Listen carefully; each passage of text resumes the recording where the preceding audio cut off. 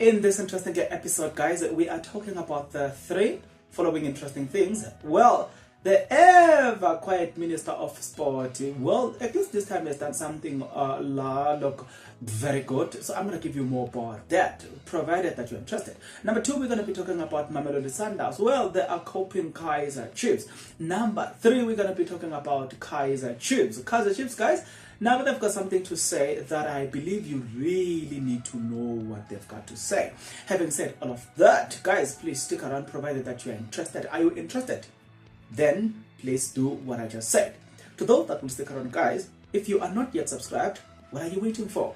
Because to subscribe, it is free. To like the video, it is free.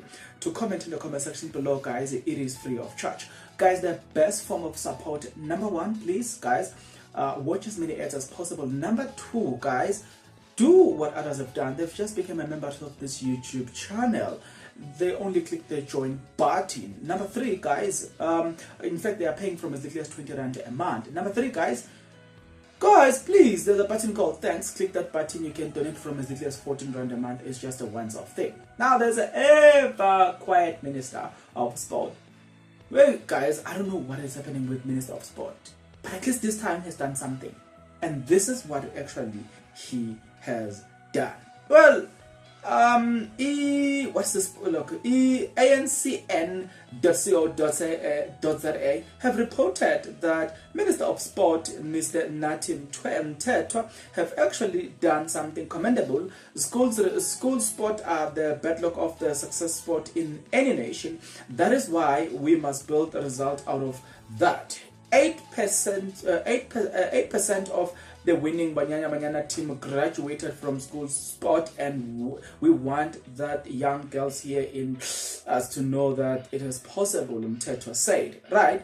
So MTHETHWA therefore says, I want to upload Nedbank on its commitment to invest in the development of sport along with Sundowns, says MTHETHWA, as he was opening a new school. We hope this sport complex is protected, as the minister says. We also hope it is used to nurture, support, and give hope to the wonderful student at this institution and the community at large. Right? That's what the Minister of Sport has done. Now, having said all of that, Minister of Sport, that's what you have done. Now, we want to jump straight into Mamelodi Sundowns issue.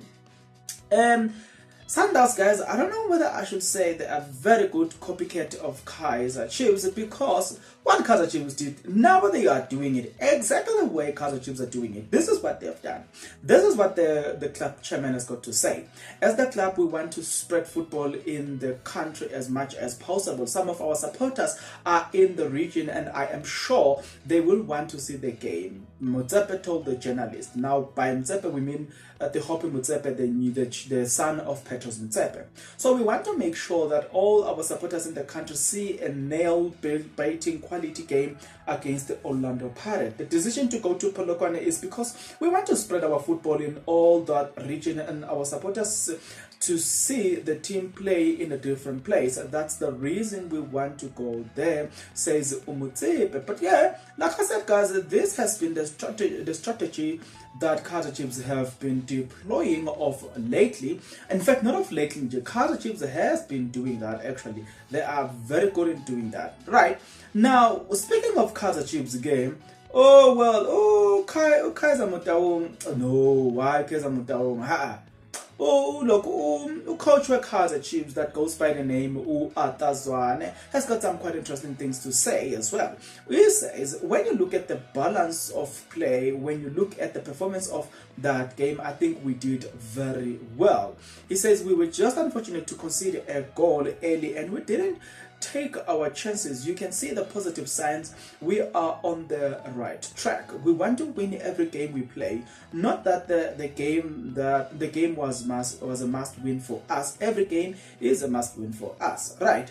We have to build on something. We are a work in progress. For us to get things right, we have to do one thing at a time. Who says that we have to do one thing at a time? We are not saying we are not going to win all the games, but we have to make sure when people come to FNB, they must know that they are coming to Kaizer Chiefs and they are coming to drop points or to donate points.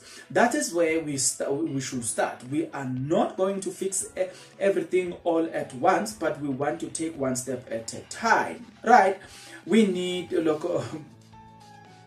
But I think I concur with the coach to say that you're not gonna fix everything all at once. And I'm always not in favor of the idea of always being harsh, always being harsh, always being harsh, always being harsh, always being harsh on Kaizer Chiefs. You know what I'm saying? Because when I listen to different analyses, people tend to forget that this team is actually building. You know what I'm saying? Now, I judge Kaizer Chiefs from this perspective. I usually look at this. If, for instance, they have 100 mistakes in the previous game, my interest will be on the next game, how many mistakes am I going to see? If I can see 80 mistakes, then it tells me that the team is progressing. But if the next game I still see 99 mistakes, then there's no progress. So I feel like even when people are analyzing Kaizer Chiefs, they don't analyze Kaizer Chiefs from the perspective of building. Yes, I know you guys are going to be saying, it's a big club, blah, blah, blah. Yes, I understand that and I don't disagree with you. But what I also want you to understand empathetically is that the big club that is being Kaizer Chiefs, they are in the building phase and you cannot run away from that. Number two, guys, they've got a lot of new players. Those players, they don't know the environment at Kaizer Chiefs. It's their first time being at Kaizer Chiefs. Number three, they need to work on combination. So number four, they need to work on in fact, combinations now leads to point number four, which is based on understanding each player's strength and weakness, and that alone then create a proper that leads us to point number five, which then it create this sense of understanding, and also it creates this sense of gelling together. You know what I'm saying? Knowing exactly that if I can pass the ball here, this player will catch it up. You know what I'm saying? I'll give a perfect example, or on a matured relationship that we once saw at Kaizer Chiefs. You will remember in the days of Skarangobesa and Makokoba, David Hadebe. Do you know that the best player that knew how to pass Makokoba was Skarangobesa? He could dribble. And Makokoba knew that, okay, if Skarangobesa is busy dribbling people in the center, this is how I need to position myself. And when Skarangobesa is done turning with the ball, he knew where to pass the ball. He will put a ball that is more or less like 50-50, but he knew that Makokoba will get the ball. And there's always another combination that was so much interesting to me as well. It was a combination of Gert Skalveig with Torelpa. Torelpa being the striker, Gert Skalveig playing behind Torelpa. You were always guaranteed of a better combination. But the point that we all need to understand is that for them to have arrived to that type of combination and understanding, it took time. So that is what you guys, when you watch Kaizer Chiefs, that's the key mentality that you guys have to have. You have to look at, is this team building? Is this team gelling together? Are they coming together? And you need to look at that from that perspective. You need to look at, is their defense okay? Is their goalkeeping department okay? Is their midfield okay? Is their striking okay? Once you can say the defense is okay, the striking is okay, the goalkeeping is okay, then the problem is in midfield. Then we say, based on the players that they have, what are they doing to fix the situation? That's what we focus on. But we can't just speak about the team as if they are both horrible, there's no progress, there's nothing. No, guys, that's not how you look at things. Whether you're building a relationship, whether you're building a company, whether you're building a house, whatever you're building, it takes time. It's never just a once-off thing and everything is okay all at once. No matter what you're building, guys, it will forever take a certain amount of time and process. You like that, you don't like that, it's neither here or there, because those are the laws of those are the law of building anything. You cannot violate those principles of building anything. So I'm always I always watch and listen to other people who are commenting on the situation. They speak as if there's nothing good.